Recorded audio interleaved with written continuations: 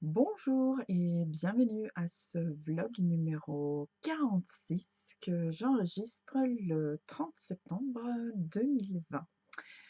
Le thème du vlog, aujourd'hui est la douceur. Nous allons parler de laine de soie et même de petits nounours. Voilà, donc si vous avez déjà regardé mes vlogs ou autres vidéos, je vous remercie de revenir. Si vous ne me connaissez pas, je m'appelle Annette Pétavy, je travaille dans le tricot et le crochet. Mon travail, ça se résume tout simplement à aider les gens à faire des très jolis projets avec du fil. Pour ça, j'anime des cours et des stages en présentiel et en distanciel, comme on dit en français contemporain. Et j'ai aussi un site où vous trouverez des explications de très jolis modèles, si je peux le dire moi-même, qui sont de moi ou d'autres créatrices indépendantes, et également des très beaux fils. Je vous en présenterai un aujourd'hui, et des accessoires type aiguille à tricoter, crochet, et tout, et tout, et tout.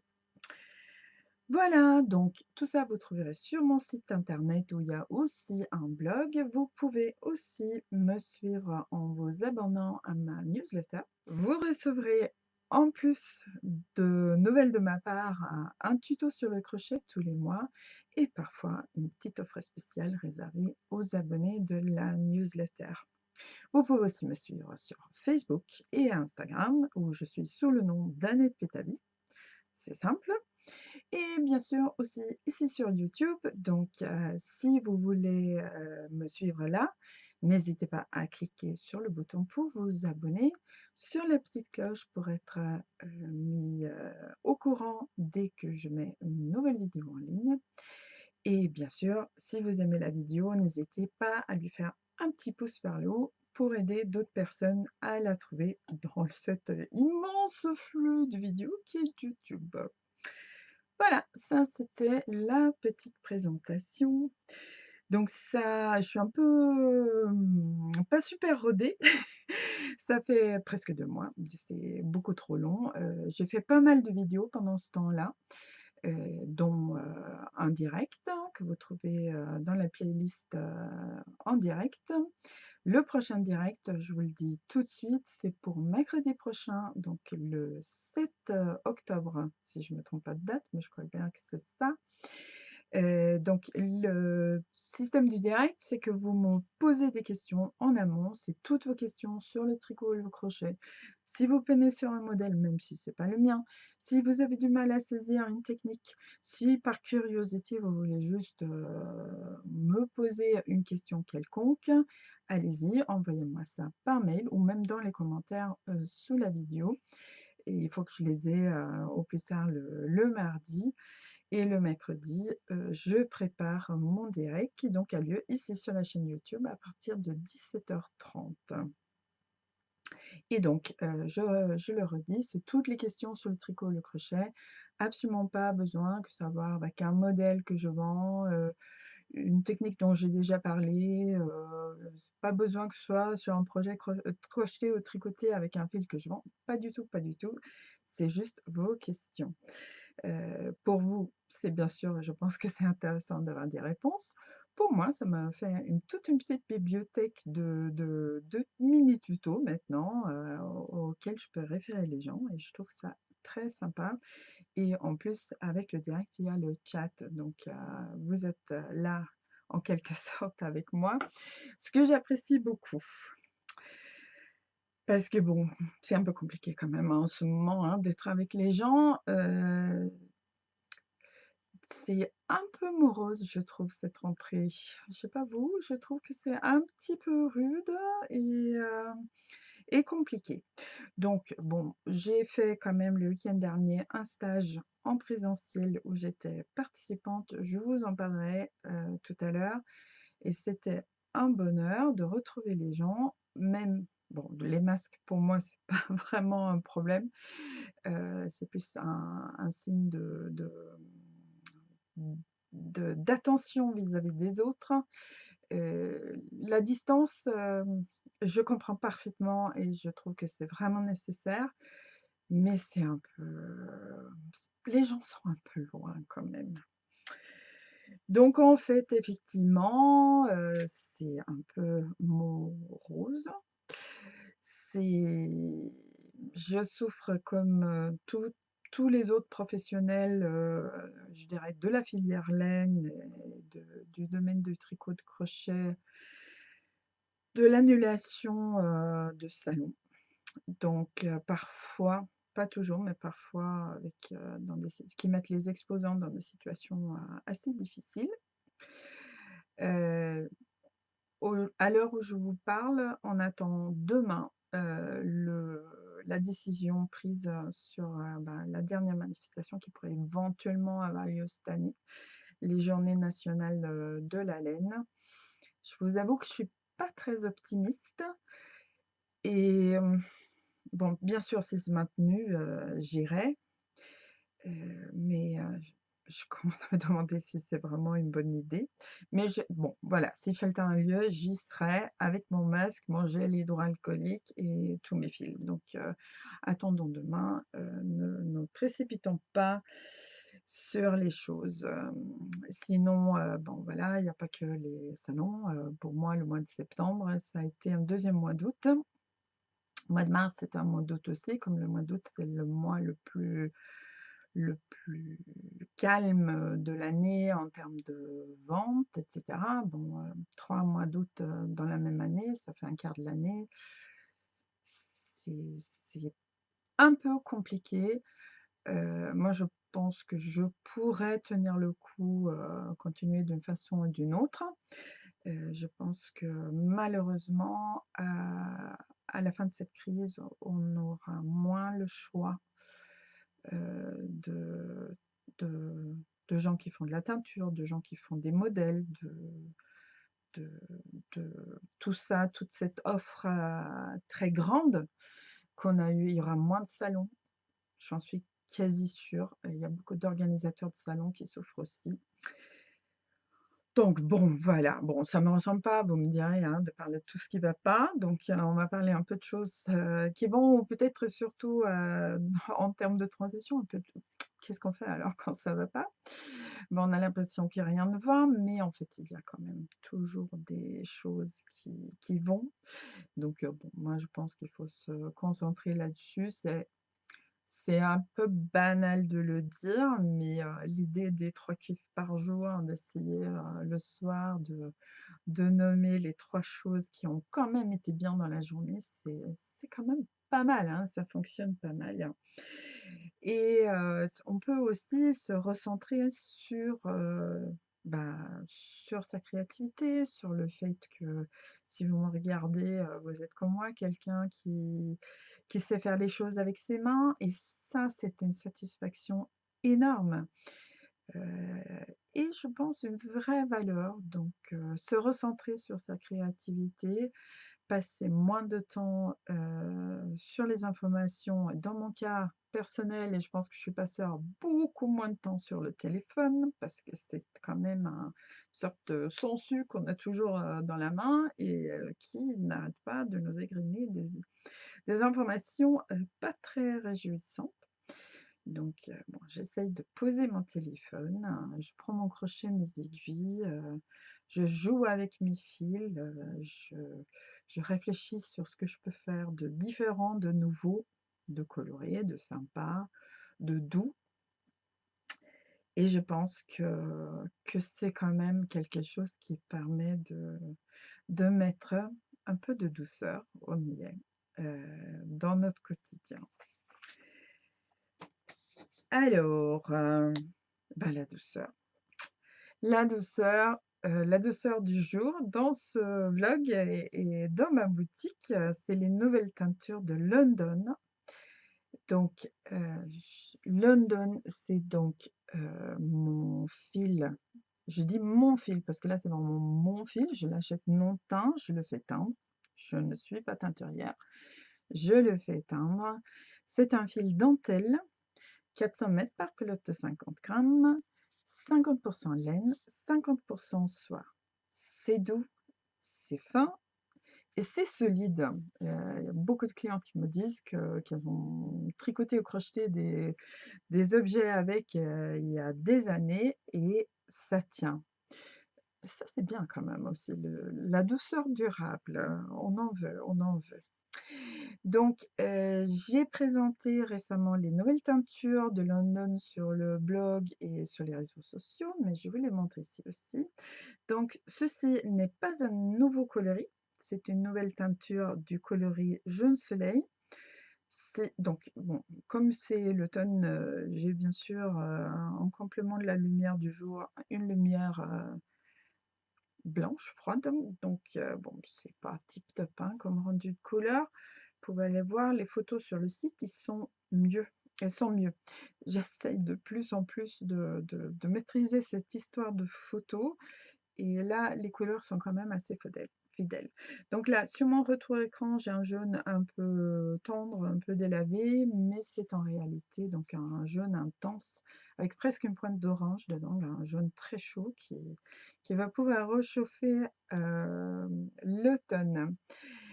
Ensuite, j'avais fait teindre 5 coloris, donc ça c'est le seul qui est un coloris qui revient.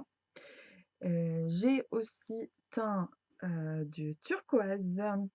Donc bon, le débat est ouvert. Est-ce que c'est du turquoise? Est-ce que c'est du bleu clair? Pour moi, c'est vraiment du turquoise, comme la pierre. Il y avait anciennement dans la gamme London, quand je l'ai repris de Marie Foyer, qui avait commencé à produire ce fil. Maintenant, ça fait de très nombreuses années que je l'ai repris, au moins 5 ans. Elle avait un turquoise qui était un coloris magnifique, mais qui pour moi est plus une couleur pan, donc comme les plumes de l'oiseau.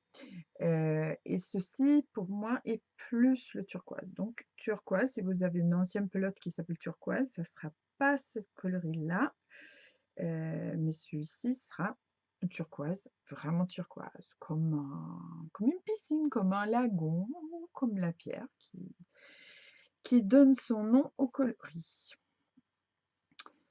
Alors, des petits neutres, il en faut toujours. Donc, j'ai fait teindre ce bleu qui... Ce bleu, non mais ça va pas la tête. Ce gris qui n'est pas vraiment bleuté, il y a peut-être une toute petite touche de vert dedans, mais et encore, c'est vraiment un gris, je l'appelle gris nuage, c'est vraiment un gris neutre, moyen, qui va avec tout et qui a aussi sa place tout seul. Le gris sur la soie, c'est toujours intéressant, je trouve, ça donne des jolis reflets. Je ne sais pas vraiment argenté, mais ça donne quand même vraiment de la vie au coloris. Ensuite, j'ai fait teindre en rouge et je voulais changer du rouge. Donc, le modèle qui est sur le mannequin, c'est l'ancien rouge qui était teint d'après le rouge profond de ma gamme de Mérinos fin. Et là, je voulais un rouge vif et pimpant et c'est le coloris coquelicot. Sur mon retour écran, il sort orange, mais c'est pas du tout orange en fait, c'est vraiment rouge. Vraiment une couleur plein de peps, de soleil et d'énergie. Et moi, les rouges, j'adore, de toute façon, quel que soit le rouge. Et donc, le cinquième de j'allais dire nouveau coloris, mais c'est la cinquième des nouvelles teintures, puisque le jaune soleil, je le répète, était déjà existant dans la gamme. Ça, c'était votre préféré sur les réseaux. C'est un vert qui s'appelle vert prairie. C'est un vert qui contient un peu de jaune. C'est un vert assez original et c'est un vert que j'adore.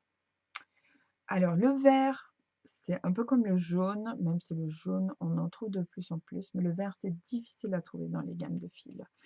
Et le vert est une couleur qui a tellement d'incarnation. Pouvez avoir un vert anis, vous pouvez avoir un vert forêt, et vous avez toute la gamme de verts. et parfois, c'est un peu difficile de faire son choix. Celui-ci, je l'ai fait teindre d'après le vert prairie de ma gamme de coton bio et je ne regrette pas une seconde. Ceci est un vert qui va avec tout. Donc, si sur votre écran, il est un peu terne comme il est sur mon retour caméra, allez jeter un coup d'œil sur le blog où j'ai présenté tous les coloris ou sur le site parce que là, la couleur est beaucoup plus fidèle. Et en fait, ce vert va donc avec tout.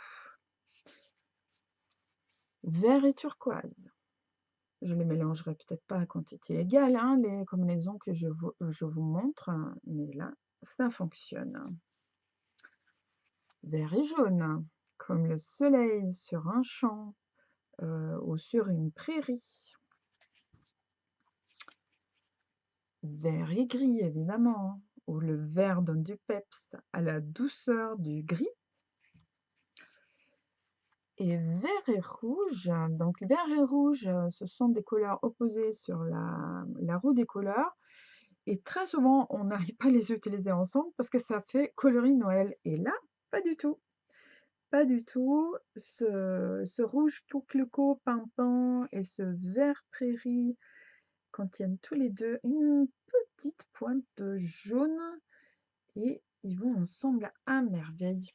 Mais c'est pas fini parce que ce vert match aussi avec les coloris préexistants de la gamme. Donc, ce bleu est le bleu horizon, qui est un bleu très doux, et le vert donne une petite touche de vivacité qui met vraiment en valeur le bleu, qui le souligne. Une combinaison assez facile, hein, avec l'écru, enfin le crème, pardon, je l'appelle crème. Mais là encore, le vert peut jouer un rôle de relever le coloris crème si on le souhaite. Et bien sûr, le fuchsia qui reste un de mes coloris préférés. Et là aussi, on dirait vraiment une fleur avec les feuilles de la plante.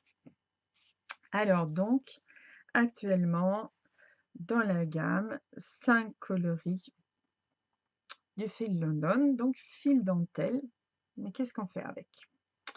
Alors, on peut faire comme sur le mannequin, crocheter un modèle qui s'appelle Siebold. C'est un modèle issu de mes petites mains et mon petit cerveau.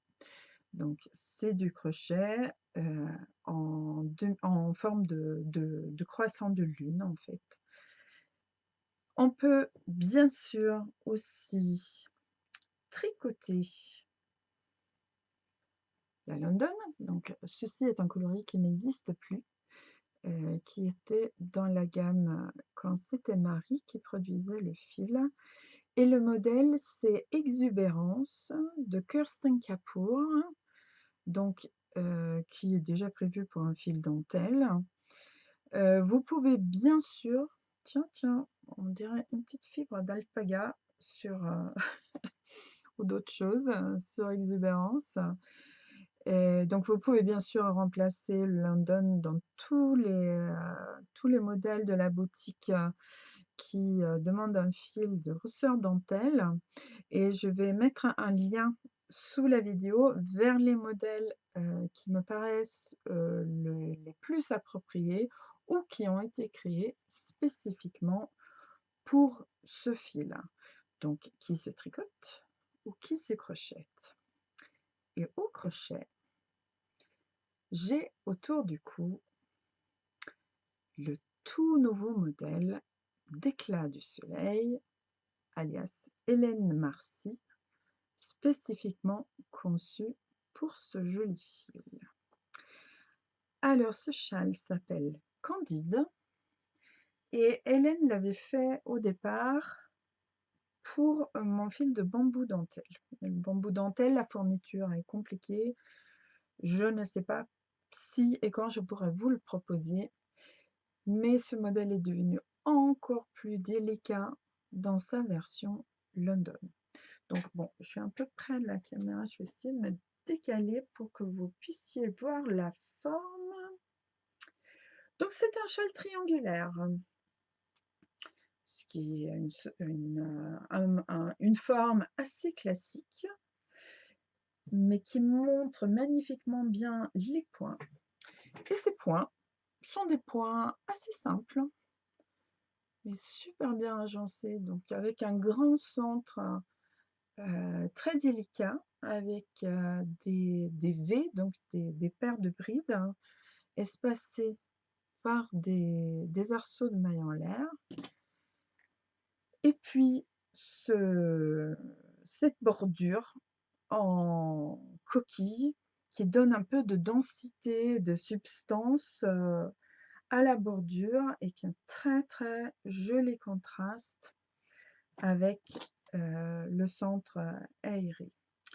Donc vous crochetez ça dans le coloris de votre choix, évidemment, avec un crochet de 3 mm et 2 pelotes de London.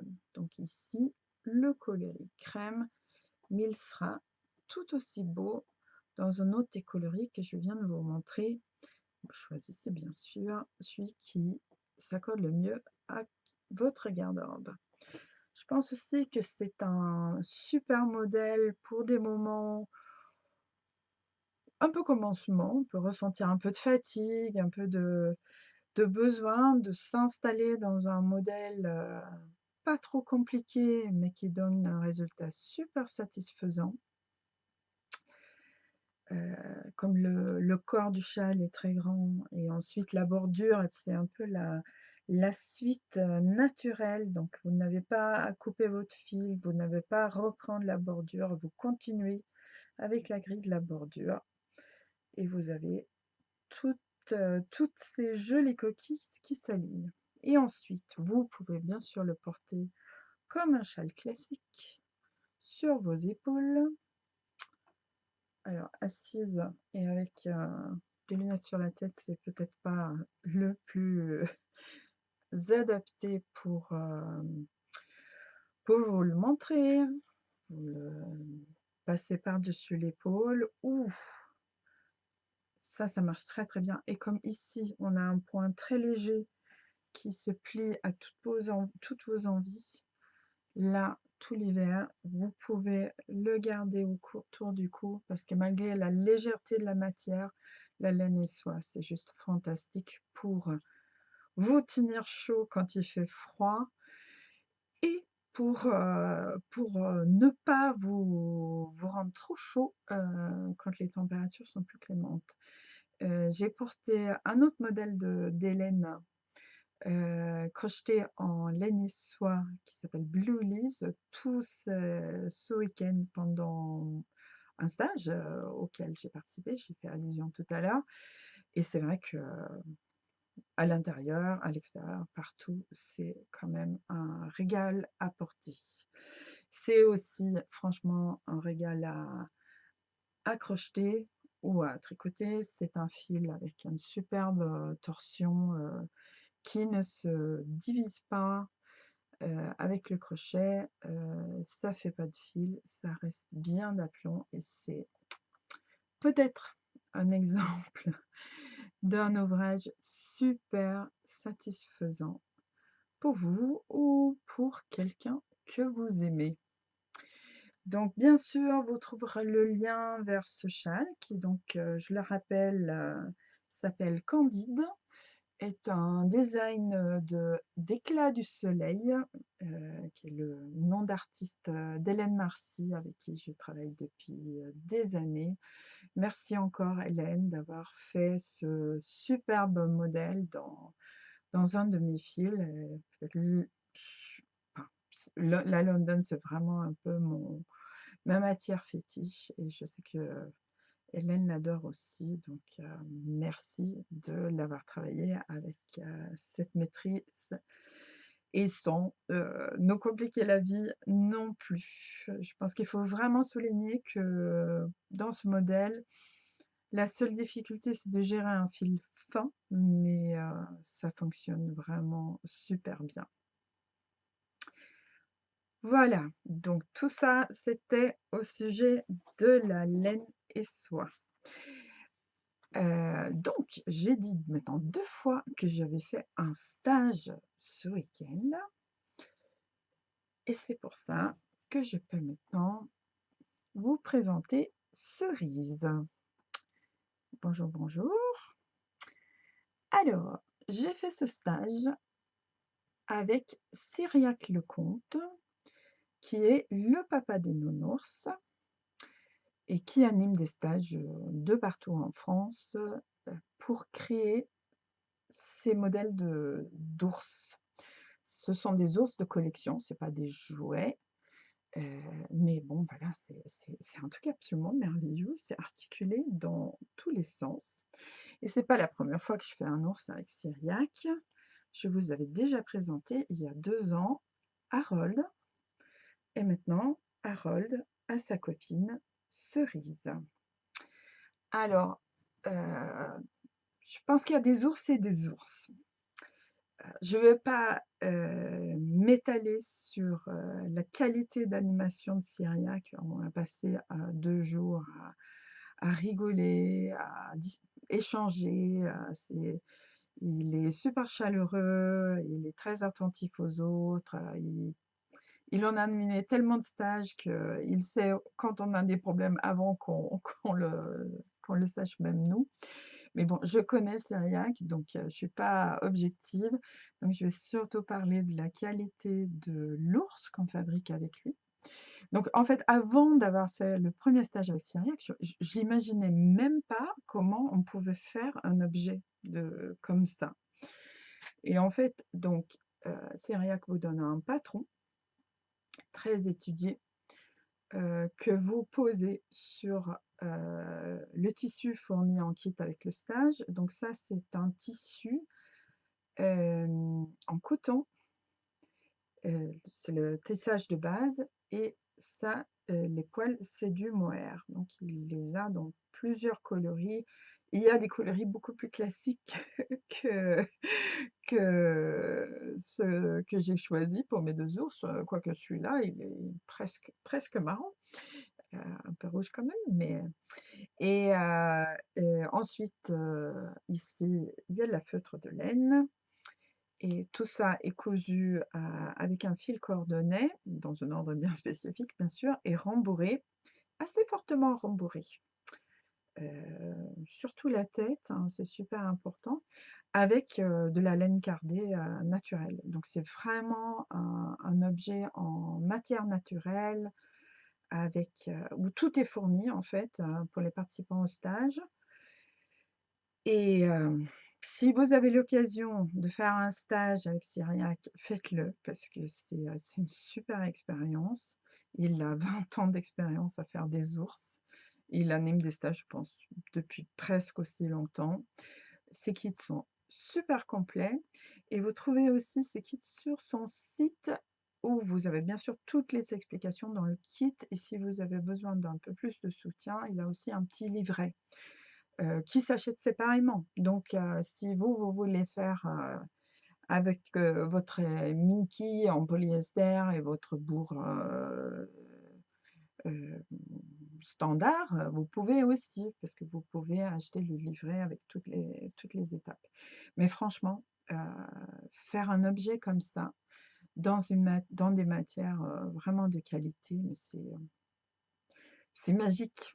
C'est magique. Vous êtes là avec vos petits bouts d'abord de carton, après de tissu, vos bouts de fil, et d'un coup, vous finissez la tête, vous brodez les museaux et vous posez les yeux et vous avez, bah, dans mon cas, j'ai l'ours cerise.